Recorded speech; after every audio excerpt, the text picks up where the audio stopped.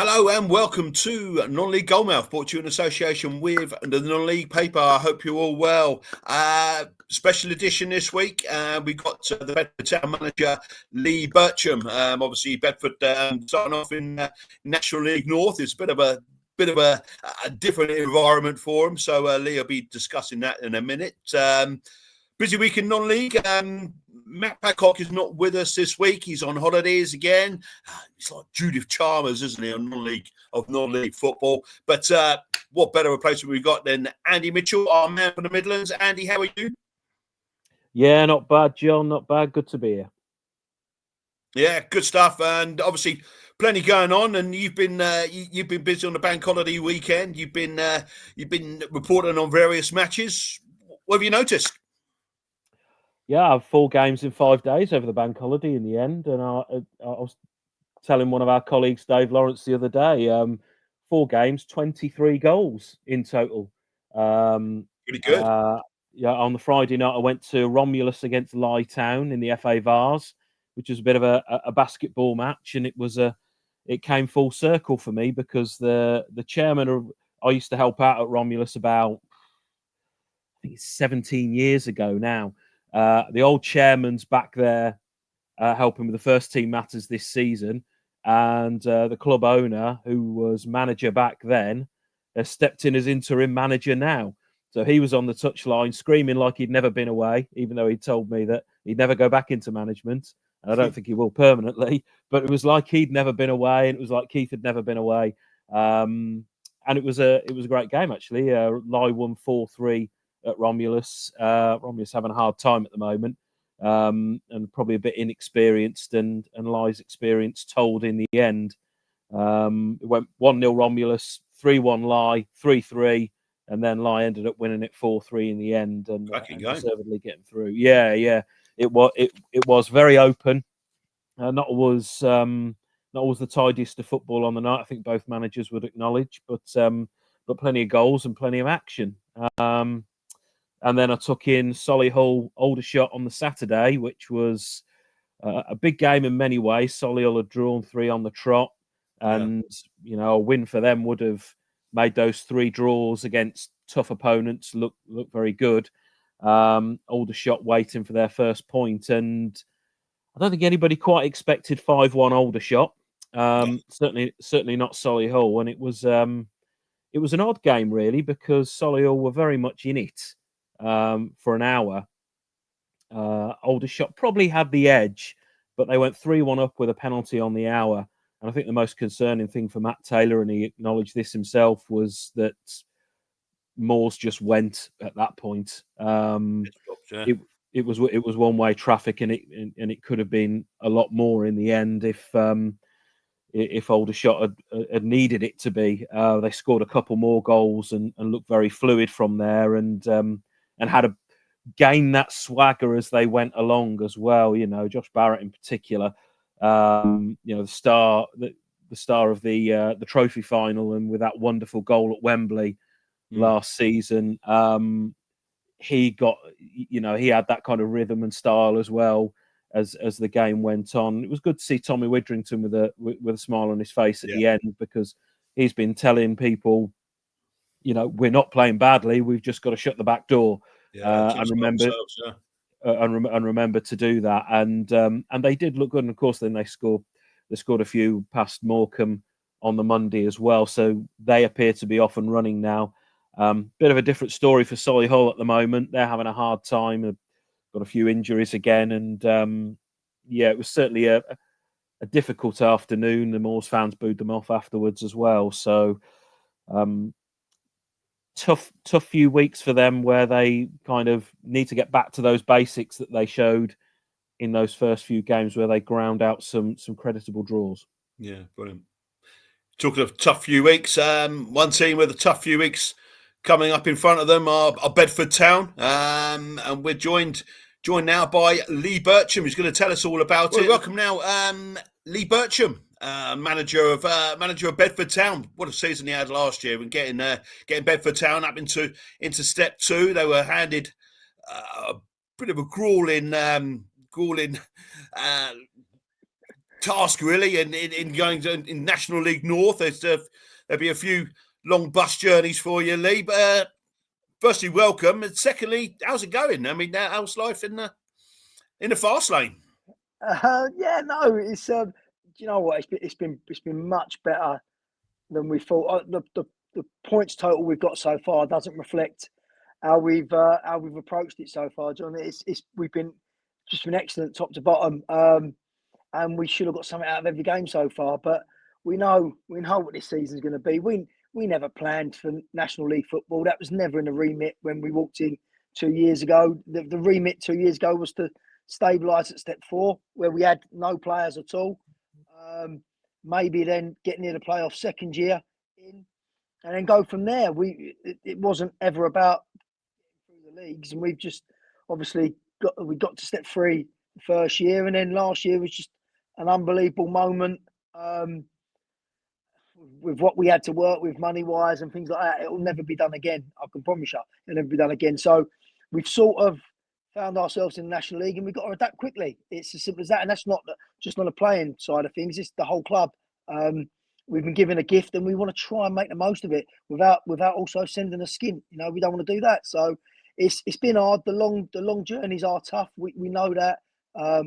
We're pretty much a southern. We're a Conference South team, not a Conference North team. Let's be honest. You know, I'm Southern. David Noble's Southern. Harry's Southern. Most of the players are Southern, so we're going to try and do what we can in the Northern League. It's really tough, but we've embraced it so far, and it's been really good. Sure. When you mentioned one of those trips, that was South Shields, top of the league. South Shields. How are they looking? Are they a team to look out for really this year? Yeah, you could see it from them. They was excellent. They come to us on Monday. I think they was 4 out of 4. They hadn't conceded a goal, and if they're honest, John, they're lucky to come away with the 3 points. You know, we should have at least got a point out of the game, and they was hanging on at the end. And I did remind a few people. I'll tell you, they reminded me 2 years ago we was getting beat 2-1 away at Kempston. Now we're getting beat 2-1 at home to South Shields. It shows what a long way we've come. But they're an excellent side, John, and they're full time. You can see it on them. But we applied ourselves really well, and we probably gave them their hardest game to date. We just got to now turn. We just now got to turn them 2-1 defeats, and we've got to turn them the other side now and start getting a bit of the rubber green, which will come. We just got to keep working hard. But yeah, I mean, the standard so far has been on another level from the league below, but you find that, didn't you? Step 3 to step 4 was a mountain between the differences, and step 3 to step 2 there's a chasm between it. So we're not surprised by that, but there's been some great teams we played against so far. Yeah. Just while we're on that, I asked. This is a question I asked Adam Murray last week. You're one of very few sort of managers really who have sort of dabbled in National Leagues North and South. What's the difference between the two? And like Adam mentioned, that there was a big style difference. Is that something you've noticed so far? I mean, look, I haven't been in the North long enough to know. I'd say we'd cope a lot better in the South with what we've got. I'd say recruitment-wise would be a lot easier for us if we was in the South. But the North so far, yeah, I mean, from my experiences in the South last time and the North looks like it's a level above. I don't know what the South is like now because I'm not in it, but from the past two, the North looks a lot tastier a league, a lot more organised, a lot more professional. It's sort of, we've been on it. We've been on our game the whole time, but we're not full time. We're all part time. So I'm at work now. I'm an electrician. All the other coaches are part time, and they've got their other jobs. So we squeeze as much as we can into it, but you are coming to get some proper outfits. So yeah, level wise, I've always been told. I think it's always been known the North was harder than the South. I think everyone's known that. And first experience, first hand, yeah, it does seem that way. But it looks to be two great leagues this year, the North and South, and it's just an absolute pleasure to be in it, if I'm honest. Is that sometimes a style thing, though, Lee? Have you noticed a different style in the north? Is it more uncompromising or physical? I know that's stereotypical. Not really. Not really. If you go from Alfreton, and we played first game, which, I mean, we had a drone sent to their one of their preseason games, and the ball nearly knocked the drone out of the air. It was. But Alfreton was like, that was an experience because it was like playing against a team of Gruffalos. I've never seen anything like it. They was just monsters. And we coped with that. And then we play like a team like we did on Monday night in Monday day in South Shields, who the movement and the combinations was like nothing we'd come across before. So the variety is massive. So I wouldn't stereotype the National North in saying it's a certain style. Yes, there's a lot of Grizzlies in there that we've got to compete with, but the style of football's taken me by surprise a little bit. And it shouldn't do really, but it has, because you do get stereotyped into the two leagues. But yeah, no, there's a vast variety of teams in there. You probably find the full-time teams are probably more organised in a certain way they play, which is understandable. They've got all day to do it. But yeah, the variety's been one extreme to the other, which is brilliant. That's what you want. You mentioned the full-time and the part-time. It seems to me sort of step two, both North and South, seems to be more and more full-time teams these days. Does it make life more difficult for guys like you? You would say so, wouldn't you? Because you got less time working with the boys, and also recruiting players is a lot easier when you're full-time, because a lot of lads are coming out of league football that still want to be footballers. So if you're full-time, they still feel like footballers. So, but it's a cost aspect to the club. It's way beyond anything Bedford Town can do, and I'm sure a lot of clubs can do. But yeah, I mean, from when I was last in the step two to now, I would say there's probably 3 or 4 times the amount of teams now that are full-time. So it must be beneficial. And it's probably got to be something that most of the clubs, in 4 or 5 years' time, you'd say 80% of them will be full-time. I think that's the way it's going. Yeah. Looking back to the Southern Premier Central, obviously it was a very tight league last season. It's almost kind of known as the championship of the non-league pyramid, and obviously there was an element of surprise to you guys winning it. I remember speaking to you on the pitch at Alvechurch, I think September time, and you gave me a nice piece about you'd be happy to finish 5th bottom and whatever. At what point did the narrative change in your mind? Did you start thinking, actually, we could do this? I think it was Kettering at home. I think we beat Kettering 3-1. Kettering had something like 5 games in hand on us, and if Kettering beat us that night, I think they went above us with something like 4 or 5 games in hand. So, and we won 3-1 that night, and then suddenly it was like, oh, we could get playoffs here. At the time, around about that time, I got offered a couple of things that career-wise would have been very good, but it just felt wrong. It just felt the timing was wrong while we still had a chance to maybe get in the playoffs and do something incredible, But even still, then I think it was more so. I think the Kettering game was the first time we started looking at the league table and looking at the teams around the top 5 and 6 rather than the teams at the bottom, because up till then all we were concentrating on was the Biggleswade Towns, Hitchins, and teams like that. That was at the foot of the table. We never concentrated at the top. But it's funny, football. It just happened. We had a group there together. But by the way, I think we went through 67 players. We went through 7 goalkeepers. We totally broke the mould of what you're supposed to do. But that's a budget thing. If you haven't got the budget, you have to keep the turnover of players going to keep it all fresh. So, yeah, we managed to do it. Put it this way, it wouldn't. If we went down this year, it wouldn't be something we'd look to repeat again the following year. It was just a moment in time, and we capitalised on it. And I mean, that is, as a league goes, that's one of the toughest leagues you could ever wish to be in. That league. For step 3, that is a fantastic league, and it's on the CV now. The boys have got it on theirs. They'll never forget that season. but it's done now. It's done now. We just want to make the most of this season, the opportunity we've got. But it's it'll never be forgotten, that season for us. It was just unbelievable.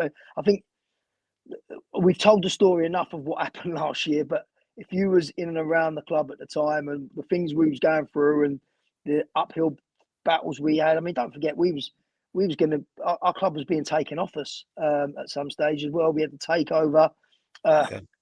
That let's be honest, was it ever real or not? We'll never know. I've got my feelings on it, and they know I don't think it was ever a real thing. I thought it was done to cause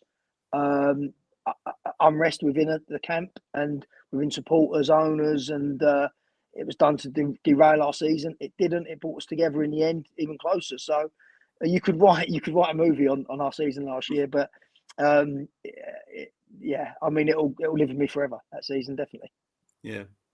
Lee, I wanted to ask you a little bit about your background. Obviously, you come from a big football family. I know you both, you and your brother, are very, very connected. What was it like sort of growing up in that kind of atmosphere? Very sort of similar ages as well. I take it football was bestowed upon you very early doors, was it? Yeah. I mean, it was just. I mean, my dad was a good non-league footballer. He was back then. It worked out better for my dad because he was young. He had me at 20, so it worked out better for him financially to play for Hendon and be part-time than it did being professional in full-time. So football was always there, and because me and my brother was close ages, and we had four. My mum had 4 kids. It was me and Mark was the oldest, so it's pretty much you two go out on your own, and I'll fend for the other 2, sort of thing. My mum was. So yeah, football was just always there. Big QPR fans. We used to just as youngsters just go there on our own. We both played for QPR as kids, so we've always been together, and it's one of the things that obviously he made it, I didn't, but there was never any animosity towards that. We're best mates, so I was as proud as he was when he made his QPR debut and Millwall debut and stuff like that. So yeah, football's always been a big part of it's everything. It's all we know, it's all the kids know. I do try and dabble into golf every now and then, but there's no time for anything else, John. It's football. So yeah, it's a big part of our family's life, and unfortunately we give that to our children now, and it's the same for them. It's football mad, and unfortunately they're all QPR supporters, so it's another lifetime of disappointment for them, but that's part of it, I understand all that, don't believe me. Yeah. Do you think that's played a part in the successes that you've had at non-league level? You've had these promotions through different levels, and I know from talking to you in the past, on and off the record, where you live and breathe it. It's a huge part of your life. I know that you're thinking about who you're playing at right back or who you're playing up front while you're doing your day job, like many of us in the non-league game. Do you think that's played a part in the success of the fact that you live and breathe it, and you've kind of got this? Our partners would probably call it obsession, wouldn't they? I mean, I don't know. I never wanted to be a manager. I never ever something that I earmarked to do. It was never. I had no desire for it. It wasn't. All I wanted to do was be a player. So in non-league, I wanted to play as long as I could. It wasn't ever, I want to get into coaching. I want to get into managing. It was never that. I broke my leg. I had a bad tib and fib break when I was playing for Aylesbury United. I was about 36 at the time, and I just couldn't. I couldn't cope with retiring. I couldn't cope with calling it a day. I just wouldn't do it. So I did a year's rehab then, only to find out that they'd done the operation wrong. I had to have my leg re-broke. I had to have a new rod put in. So it was another year. So I was pretty much out for 2 years at 36. So Mother Nature had got hold of me by then as well. So I just didn't want to retire. So I went and played. I went back to Aylesbury, played a few games, but it was never right. So I went and played for my local team. I live in Hemel. My local team was Bovingdon. It was about a mile up the road. It was Saturday only football, which suited me because my leg couldn't recover midweeks. It just couldn't. So I went to play for them, and I'd have been about, as I said, 38, 39. it got to about 41. The manager left, and they asked me, look, as I was the oldest one, and obviously I knew lots of players and things like that. They said, "Do you want to be the manager?" So I just thought, well, if I'm the manager, there's no way I'm getting dropped. I'm going to play every week. So so I took the job, and that's basically it. That's how I got involved in football, in the managing side of things. It's like when people say to you, is it hard dropping a friend or leaving a friend out the side? It's not really. The hardest thing in football is leaving yourself out the side. So yeah, it just stemmed from then. The side we got become good in the second year, and I moved on after that. So it was never a big master plan to come into management. I just wanted to play football. So yeah, different story, totally different story. I've gone step 7, 6, 5, 4, 3, and 2 now. There's not many that's done that. And I'm, in a short space of time, I think I've only been doing it 6, 7 years now. So it's a good story, but I think it just comes down to knowledge of players. And I was always like that as a player. I used to help my managers out by recruiting players and things like that. So it's a massive part of non-league football. Huge. Yeah. I just wanted to ask you, really, we got a piece in the NLP this week on, I spoke to the one of the early coaches of Max Dowman. I obviously played for Arsenal the weekend at the age of 15. There was also this weekend, we had a young 16-year-old who played and scored for Liverpool.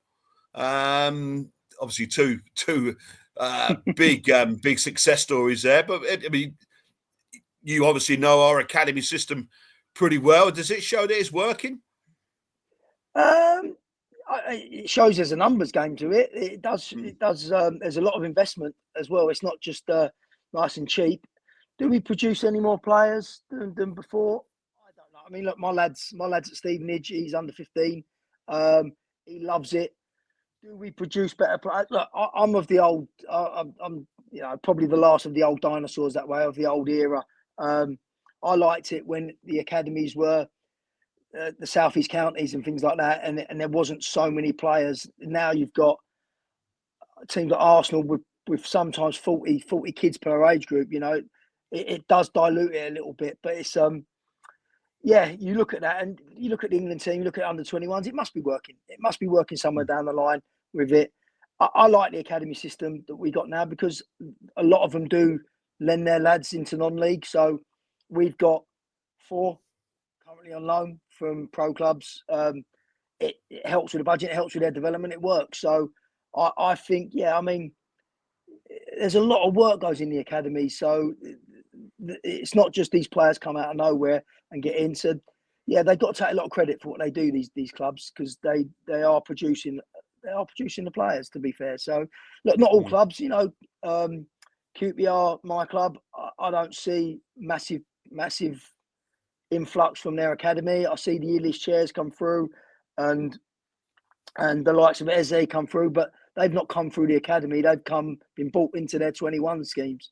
They've not actually become through the academy. I think if I go from QPR, for example, because that's my team, I think there's only one maybe in the last 10 years that's come through the academy. So it doesn't work at all clubs, but it is obviously working at the higher end for the top clubs where they get the top players. So judgment's out on that, but yeah, look, if England are getting better youth teams because of it and winning tournaments, then obviously it's working.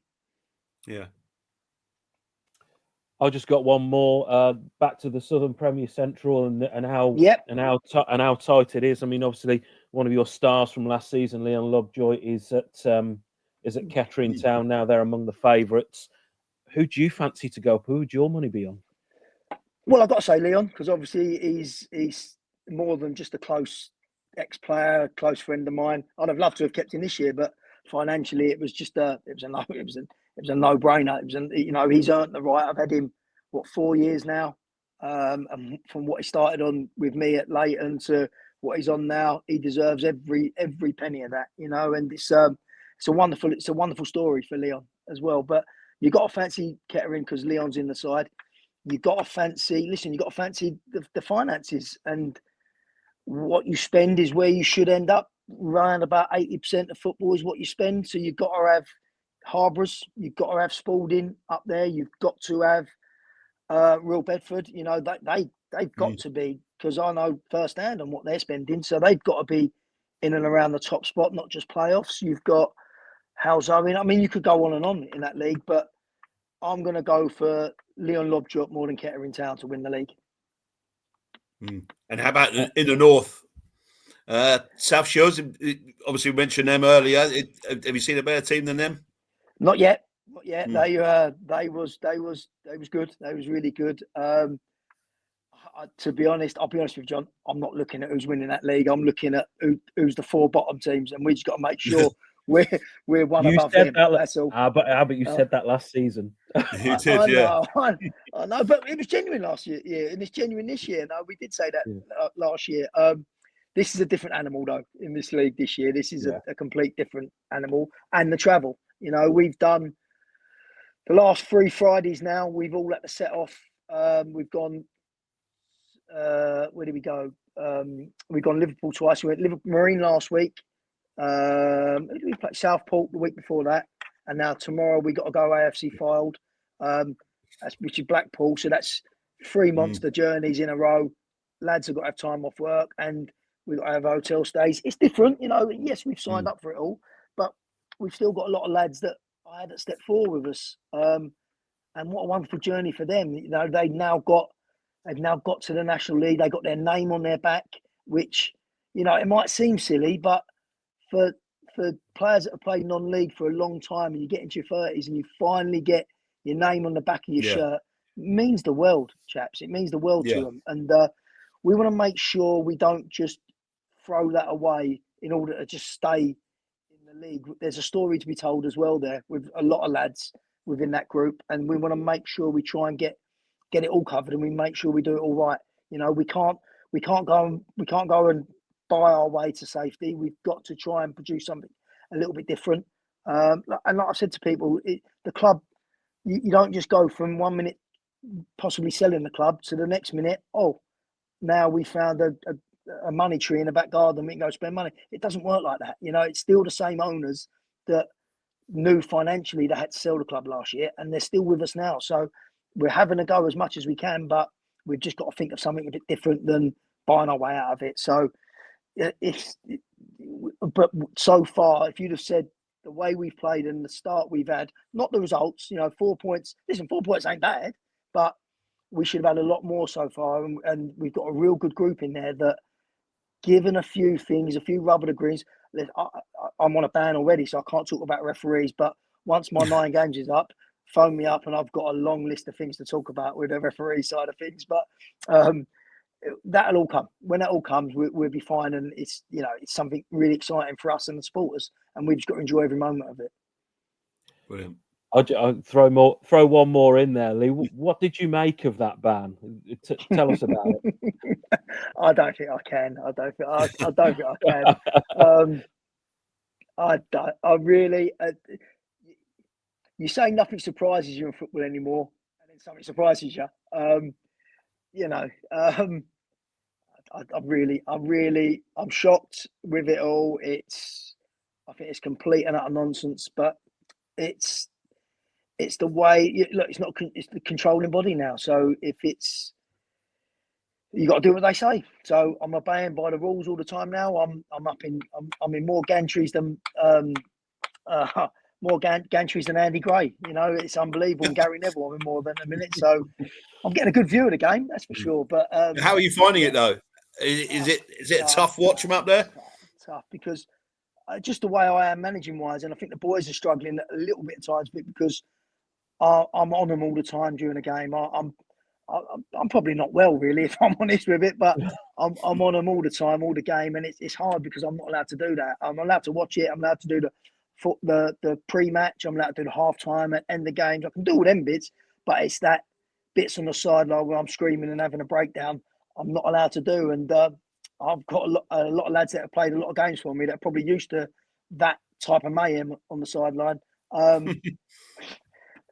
not getting it at the moment, but it's look, halfway through it. I think it's 4 more to go. He's got to behave himself for 4 more games, boys, and then we're back to normal. Keep biting your tongue. Lee, thanks ever so much, mate. Really appreciate your time. It's been an absolute pleasure speaking to you, and we wish you every success for the rest of the season and beyond. Thanks, lads. I'll catch you during the season. All right, anytime. Good luck. Bye, yeah. Bye. Cheers. Well, thanks, Lee. That was brilliant as ever. It's always good to have a guest on, and Lee's a top man, and he's got work cut out this year, isn't he? All that travel, they'll certainly get to know each other on the bus, won't they? They certainly will, but it's always refreshing to talk to a manager like Lee, and he's just got that care and passion for what he does, and they will play for him, won't they? They will give absolutely everything they've got, whatever turns out this season. And you can only wish him the best. He shoots from the hip, and he says it how it is. And I think, particularly in this modern era, players appreciate that. So yeah, good luck to the Eagles. Yeah, definitely. Well, I mean, as we mentioned earlier, it's a busy week, and it was busy enough as it was. And without the news that broke half an hour literally before we come on air, that York City have parted company with manager Adam Hinshelwood. Matt Ugler's statement indicated that they've already got someone in place. Football doesn't it all surprises you, and nothing more surprises me than this story. What's your take on that? Well, I think my reaction to you on the phone before we came on, are you having me on, mate? was my reaction. Yeah. They're 4 games in. They had such a successful season last season. I mean, we don't know at this point whether anything has happened behind the scenes. Yeah. Has there been an offer, for example, for his services? Has there been some sort of Barney? The club statement doesn't really say. A lot of fans that have gone online and commented on the club's social media posts seem to be shocked. Yeah. So not necessarily that they saw it coming, or that there'd been a brewing row that we don't necessarily know about. That doesn't seem to have been suggested. And I think when it's a bombshell like this and it comes like that, the club statement could have offered a little bit more information. Yeah, I agree. But we probably don't know at this point what the reasons are. I mean, Gary Elphick is staying in temporary charge. Obviously, he's Adam's man. But he's still there temporarily with his hand on the tiller, and it's going to be interesting to see how that one pans out. Maybe they didn't want to draw 3 of their first 4 games. Yeah, hardly a disaster. Unbeaten for the season, and 4 games, 96 points the season before, and it's still not enough. One of the points also that has been made by supporters online, one of the fears that they've got is that some of those players have come in with Adam, particularly Ollie Pearce. So, what happens there? What happens to the kind of will of those players without casting any aspersions on them? But they were brought in by Adam. So it's going to be interesting to see how that one pans out. And it changes the dynamic at the top of the National League. Everybody was talking about York as the red hot favourites, and how much that changes the dynamic at the sharp end. Very much so. You talk about the sharp end, and there's no team sharp at the moment than Forest Green Rovers. Robbie Savage come in, and he told us he'd deliver, and he's already true to his word. He called his team the great entertainers of the National League, the top of the league. They're going well, aren't they? He's true to his word. Yeah, they're. He's coming with that kind of bound of enthusiasm, hasn't he? That he was known for at Macclesfield, and he's got that big personality.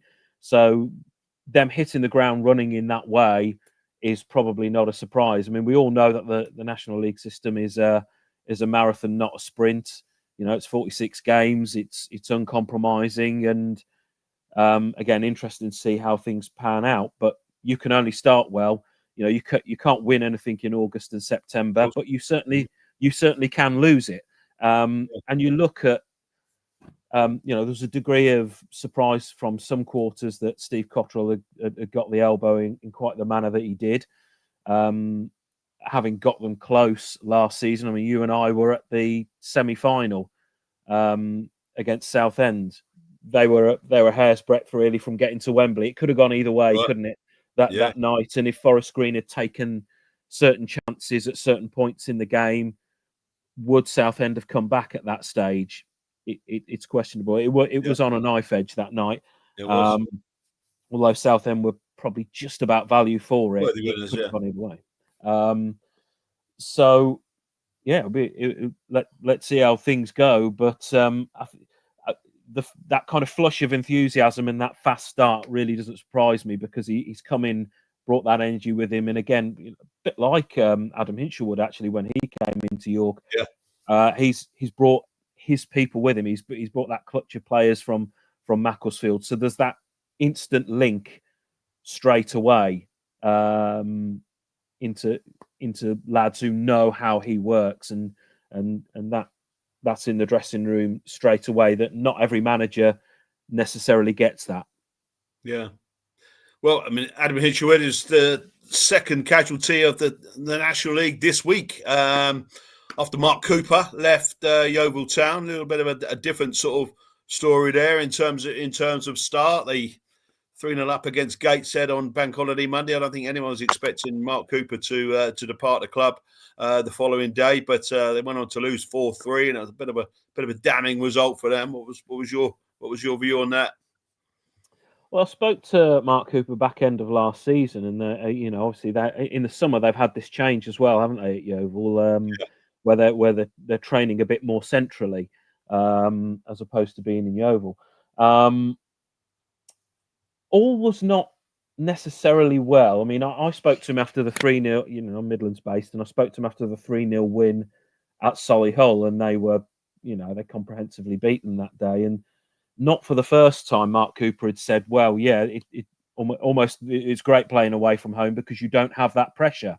The proper supporters come to the away games, and you always have to win at Yeovil, irrespective of what your budget is, or that expectation is really high. They'd come out of National South, and of course we've had the ownership issues over recent months as well. Things have changed there. It didn't always feel like this happy marriage. Mark Cooper's an ambitious guy. And he's very driven. And I think, when questions were asked last season, maybe he felt that it was a little bit premature having just come out of National South. Are they trying to run before they can walk? A hell of a lot of money has still had to go in to pay the bills there. They're not, like a lot of clubs, they're not flush with cash, but because of their status before, there's this big expectation at Yeovil. So again, it will be interesting to see how things develop and how that relationship and that dynamic develops between fan base, boardroom, and whoever the new manager's going to be. Yeah, certainly will. Talking of new managers, we had Ashbir Singh Jahal making his Morecambe bow on Saturday. TV cameras were there for their first game. Obviously, home to Altrincham, big occasion for the football club after everything they've been through, and what a result for them, 2-1. It was a great result for us as well. I mean, our front page was written even before the 3:00 kickoffs even started. Great start for Morecambe. They had a little bit of a wake up call on Monday with a 4-0 defeat at Aldershot, but they're up and running and they're back playing football, and that's all that matters really at Morecambe, isn't it, at the moment? Oh yeah, that's the obvious thing to say. Although the immediate sacking of Derek Adams, dismayed some. Well, yeah. I mean, dismayed a lot of people. He stood by through the club through thick and thin. people that jarred. Is that necessarily the best way to start things with a fan base that's been burnt quite as it has in recent winning friends and influencing people, isn't it?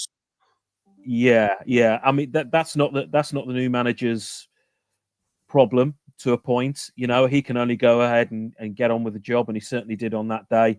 It was kind of written in the stars, really, wasn't it? That momentum behind them, but also it showed that they are going to have their work cut out. The result against Aldershot shows they are going to have their work cut out. Yeah, they are thrown together at the 11th hour.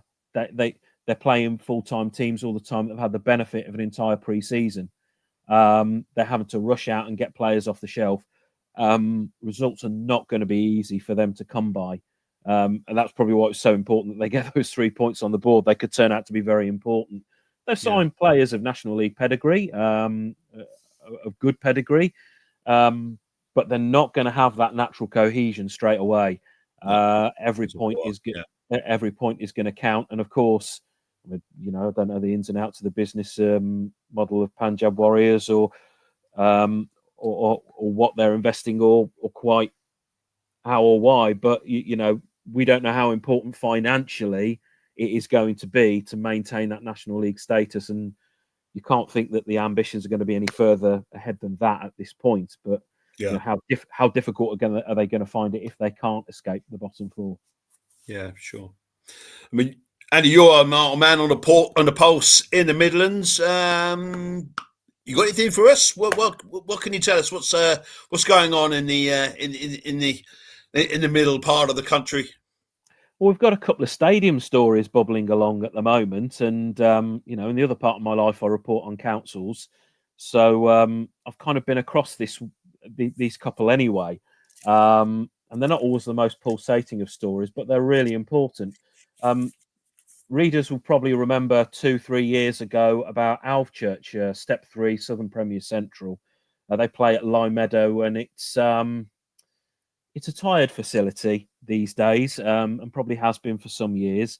They've spruced it up as much as they need to, but the Alvechurch Football Club has got this base on the edge of the Birmingham City training ground, the Hayes, and they want to convert that into a new ground. They own a fifth of Lime Meadow and rent the rest of it. And the idea is that 25 houses get built on Lime Meadow. They get a fifth of the money, around £1.3 million. That money gets invested in the Hayes, bring it up to Step 3 standard, and they move grounds. Happy days, you would think. More than 6 years down the track, the local planning authority still hasn't given them a decision. So they're paying double bubble. They're paying their rates, bills, whatever on the Hayes, while also still paying their rent, and their rates and their bills on Lime Meadow. It's gradually getting to that unsustainable position. Their FA Cup run, where they beat Cheltenham the other year, has helped them financially to get through it. I was chatting to Richard Thorndyke over the past week or so about this situation. It looks like we're finally going to get to at least a recommendation in early September from the council as to whether they say, yes, we're going to give planning permission for these houses, or no, we're not. At least the club then won't be in limbo, although the final decision looks like it's not going to come until October now, because one of the planning committee meetings has been postponed. The whys and the wherefores from a planning point of view probably aren't that pulsating for readers, but it's this 6-year wait. They've been waiting for so long, and all the various consultations and council departments they have to speak to. I've had to go back and speak to them again because it's taken so long. The consultations are out of date. But it's Richard Thorndyke, the chairman, tells me there have been various apologies and acknowledgements and whatever. But at least they're closing in on a decision now, and it'll be interesting to see what that is. He describes it as 50-50. He doesn't know which way it's going to go. There are some concerns from a planning perspective that it's not the area of land that the council necessarily wanted to build housing on. And there's also a highways issue, basically that it's too far from amenities for disabled people or people who are not that mobile. But the forward-coming local plan plans to build houses on land opposite, apparently. So I don't know whether that will change. We should get that recommendation by the end of about this time next week, if not early the following week. Yeah. And we should know what the professionals are advising the councillors to do in October. But it could be a landmark thing, and it's make or break for them. They need that money to be able to build their ground. So, you know, what the future of our church football club looks like could well be in the balance. And we'll be covering that story in the paper this week. So a bit more detail there for those interested in that. And of course, we'll be following up on whatever recommendations do get put forward to the club. Yeah, fingers crossed to them. I mean, obviously, big famous club, massive history, and a big part of the non-league fraternity. You got another one, haven't you, Andy? It's not just our church going through it. Leamington Football Club have been waiting. National North Leamington. They've been waiting, I think, more than a decade. They've been talking to the council now, Warwick District Council, about the prospect of moving more centrally. Those who have been to Leamington will know that their current base is out in the countryside. It's on the edge of the district on Harbury Lane. So it's quite difficult to get to. Public transport doesn't really serve the area that well. Usually you can find plenty of parking space at the ground. It's a lovely part of the world as well, isn't it? It is, yeah. And it enabled them to come back after a hiatus of many years after they lost their old ground. But this has been in the offing for a while. They want to be more centrally located. They do a lot of community outreach. They've got a lot of really good, noble projects there that they can't really facilitate that well where they are. Not only in terms of facilities, but because of the location. There's a wider master plan there's bits of housing. There's an athletics track going up. There's a public walkway. There's a whole master plan for a big plot of land that includes this community stadium. And I have to say, the council is committed to the idea of this. It's just whether it can be financed. Yeah. There was a change of power. It went to a Green Labour administration from a Conservative administration a couple of years ago. The former Conservative leader has been banging the drum about this. He's been saying, well, you need to get on with it. We left this ready to go. It's ready to go for planning permission. What you're hanging around for? The Green Labour administration that is now in charge is saying, well, you know, we've got to get our ducks in a row, and the project needed prioritising. And recent papers show that £5 million worth of funding is not being allocated until 27, 28 and 28, 29 financial years.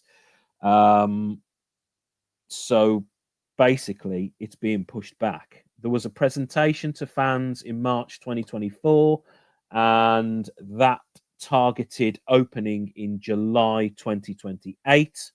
That date is now April 2029 at the earliest, with the potential to push back to 2031. Now, the fallout from that is that the club's plans and the club's wishes and wish to expand its operations and everything that it wants to do to be able to sustain Step 2 football just gets pushed down the track further and further.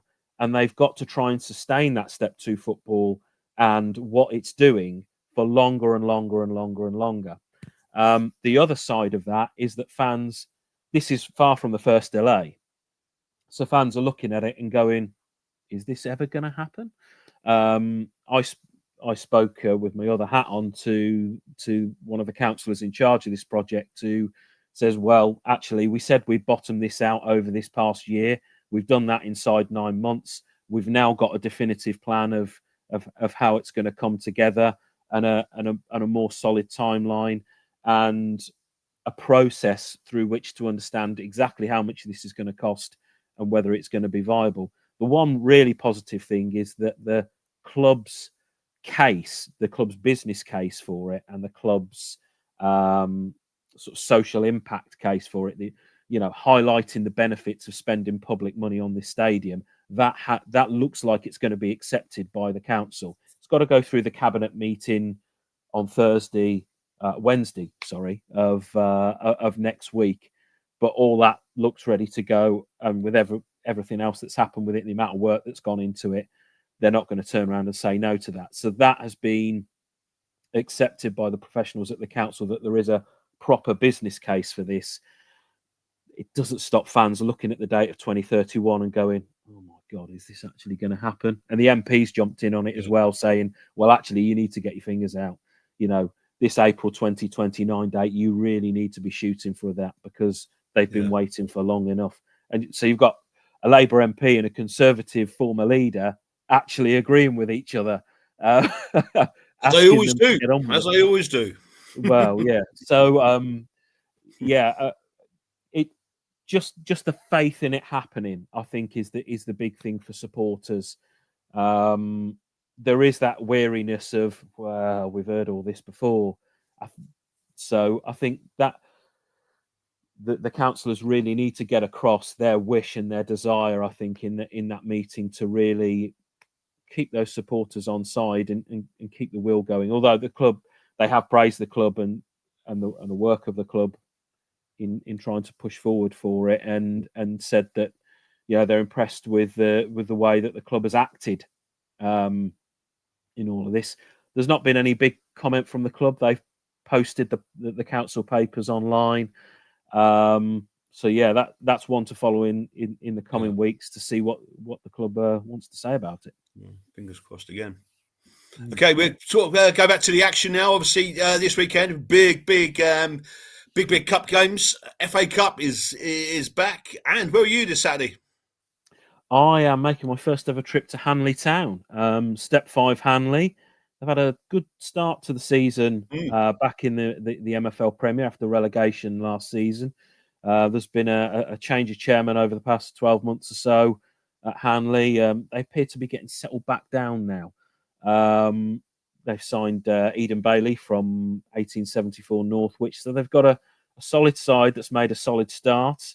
You've got a Stourbridge team that's in a degree of transition. Step 3 Stourbridge going there, and Darryl Knights, the former Kidderminster Harriers playmaker. So it's an interesting tie, that one. No,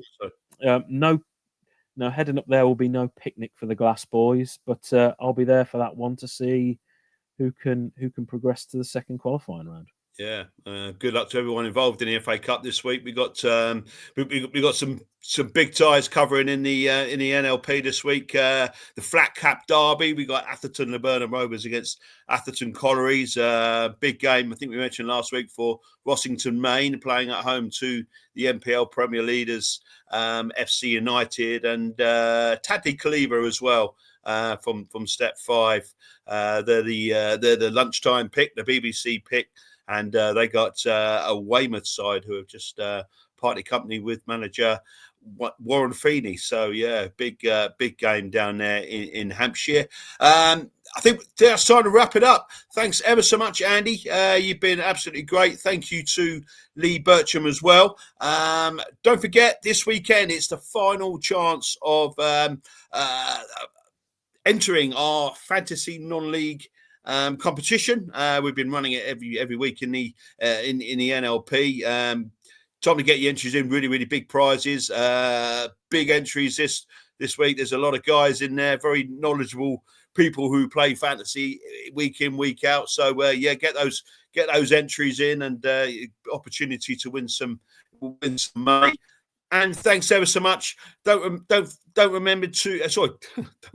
forget to like and subscribe. We're very appreciative for all your support, and we look forward to seeing you again real soon. Thanks ever so much. Bye bye.